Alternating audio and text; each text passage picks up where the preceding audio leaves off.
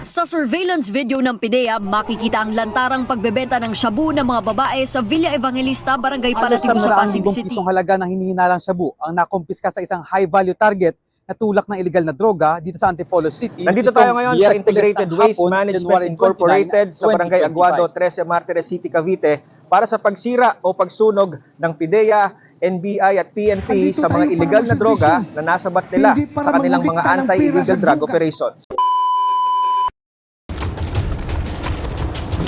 Yan yung adik! Yan yung adik!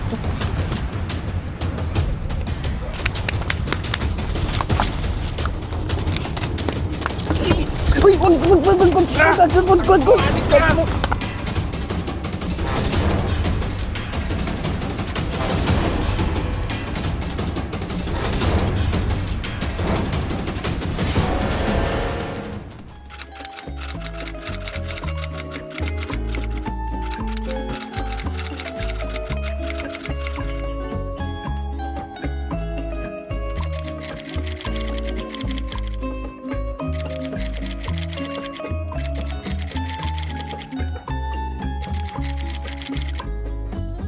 Sa harap ng kamera, isang lalaking may edad 25 taon ang ating makakapanayam para sa kwento ng kanyang buhay. Tatawagin natin siyang Pablo upang maprotektahan ang kanyang pagkakakilanlan. Kailan ka unang gumamit ng droga? At paano nagsimula ang iyong pagkalulong dito? Nagsimula akong gumamit ng droga, namamatay ang aking itay. Walang gumabay sa aking buhay, namuhay ako sa lansangan. Impluwensya ng mga kaibigan at mga tambay. Dahil doon, natutunan kong humihit ng droga. Sa tingin mo, ano ang naging dahilan kung ba't ka tuluyang nalulong sa ganitong bisyo? Unang-una, walang makain. Pag humihit ka, busog ka, lumilipad ka pa. Pero dahil doon, ang mga kaibigan ko at sa kawalan ng gabay ng aking magulang, patuloy akong nawala sa tamang landas. Kaya tinuloy-tuloy ko dahil sa pakiramdam ko. Mas maigi na nakakampi ko ang droga kaysa sa mga tao. Ano ang naging epekto ng droga sa buhay mo? Paano ang naging relasyon mo sa iyong pamilya o sa mga taong malapit sa iyong buhay? Epekto ng droga? Yung mga usual. Dahil sa hirap ng buhay, sa dami ng problema, kasangga akong droga.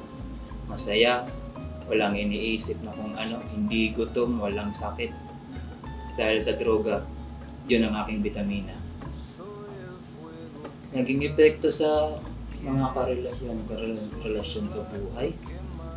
Wala akong kinalakihan pamilya, kaya wala akong masasabi dyan. Ano ang nagtulak sa iyo para humingi ng tulong at magbago? Ano ang naging hakbang mo para makalaya sa iyong adiksyon? Hihingi sana ako ng tulong, kaya lang may sumigaw ng adik. Ayun, nahuli ako. Nakulong.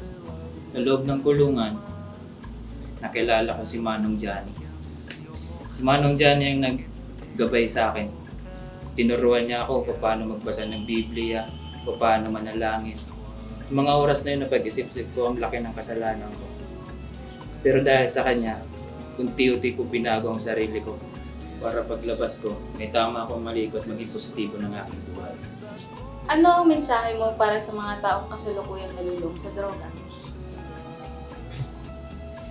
Iniisip mong magdroga, huwag. Di mo kayang danasin ang dinanas ko. Di mo alam kung gaano kahirap ang malulong sa droga. Huwag mong subukan, masisira ang buhay mo.